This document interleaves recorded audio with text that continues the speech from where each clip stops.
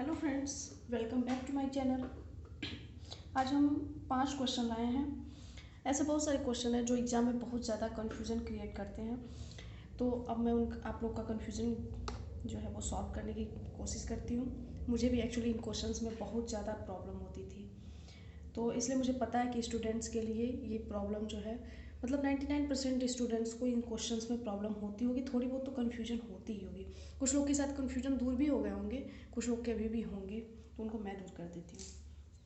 देखिए, अगर एग्जाम में पूछता है कांग्रेस की प्रथम महिला अध्यक्ष कौन थी, तो कांग्रेस की प्रथम महिला अध्यक्ष तो एनी बेसेंट थी।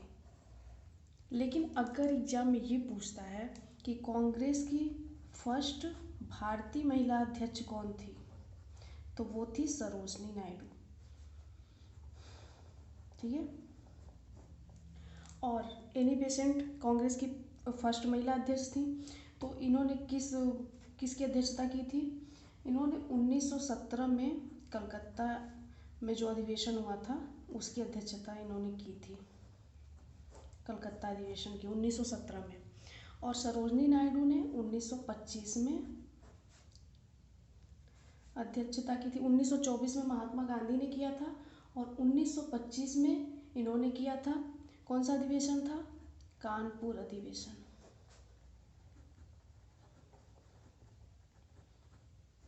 ठीक है।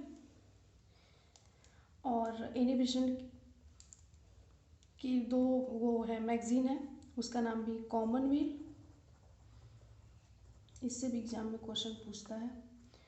कॉमनवेल्थ है और एक है न्यू इंडिया। ठीक है। संविधान सभा के प्रथम अध्यक्ष कौन थे? मोस्ट कन्फ्यूजन वाला क्वेश्चन। मुझे तो अभी तक कन्फ्यूजन था इसमें, कुछ दिन पहले मेरा कन्फ्यूजन दूर हुआ है।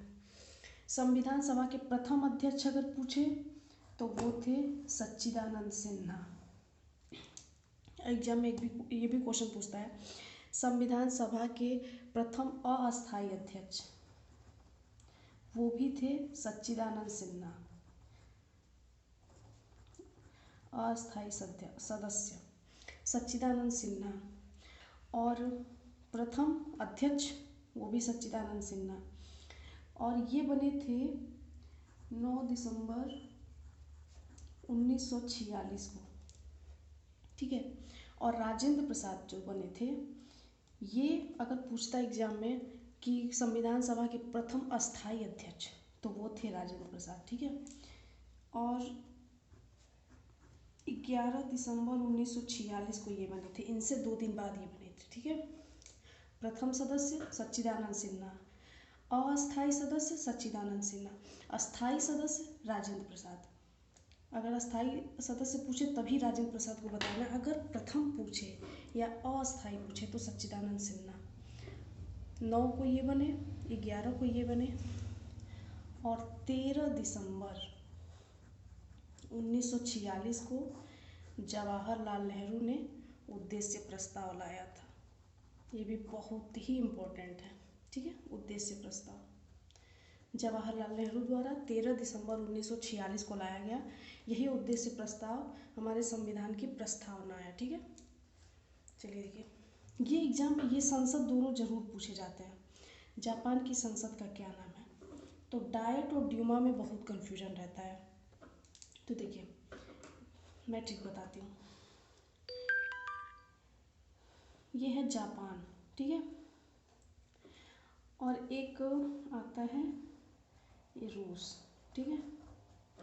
तो जापान फुल है, तो जापान की संसद है डायट। ठीक है। रूस में ये आधा है ना। ठीक है। तो इसकी संसद है ड्यूमा। रूस की संसद ड्यूमा, जापान की संसद डायट। ठीक है। आई थिंक मैं आपका कन्फ्यूजन दूर कर पाई होंगी। जापान फुल है तो डायट इसका संसद है, और रूस ये थोड़ा छोटा सा है तो इसका संसद है ड्यूमा। अब देखिए एक और कन्फ्यूजन वाला क्वेश्चन, अस्थाई स्वशासन और अस्थाई बंदोबस्त। ये भी बहुत ज़्यादा कंफ्यूज करने वाला क्वेश्चन है। थोड़ा सिमिलर ही है ना, इसीलिए। अस्थाई स्वशासन के जनक कौन है? तो अस्थाई स्वशासन के जनक हैं रिपन। ये हैं अस्थाई स्वशासन के जनक। और अस्थाई बंदोबस्त के जनक ये हैं लॉर्ड कॉर्नवालिस, अस्थाई बंदोबस्त के जनक। अब सहायक संधि। देखिए, सहायक संधि का सबसे पहले प्रयोग डुप्ले ने किया था, इसी ने इसको स्टार्ट किया था, पहला प्रयोग इसी ने किया था। तो अगर पूछता है सहायक संधि के जन्मदाता कौन है, तो डुप्ले हैं। लेकिन सहायक संधि का सबसे ज़्यादा प्रयोग वेलेजली ने किया था। लॉर्ड वेलेजली की सहायक संधि ऐसे करके हेडिंग भी रहती है। तो वेलेजली ने इसका सबसे ज़्यादा प्रयोग किया था, तो इसके लिए इसको इसका जनक माना जाता है। सहायक संधि का जनक अगर पूछता है, सहायक संधि का जनक, तो वो है वेलेजली। जन्मदाता पूछता है तो डुप्ले। सबसे पहले प्रयोग किसने किया था? डुप्ले। सबसे ज़्यादा प्रयोग किसने किया? वेलेजली। ये सिर्फ मैंने 5 क्वेश्चन को अगर रखा है कन्फ्यूजन वाले। अगर आपको ये मेरा वीडियो पसंद आएगा तो आप लोग मुझे बताइएगा, मैं और भी जो एग्ज़ाम में कन्फ्यूजन वाले क्वेश्चन होते हैं वो मैं आपके सामने लाऊंगी और आपका कन्फ्यूजन दूर करने की पूरी कोशिश करूंगी। आप लोग अगर अच्छा लगे तो लाइक कीजिएगा ज़रूर और चैनल को सपोर्ट कीजिए। थैंक यू, फिर मिलते हैं।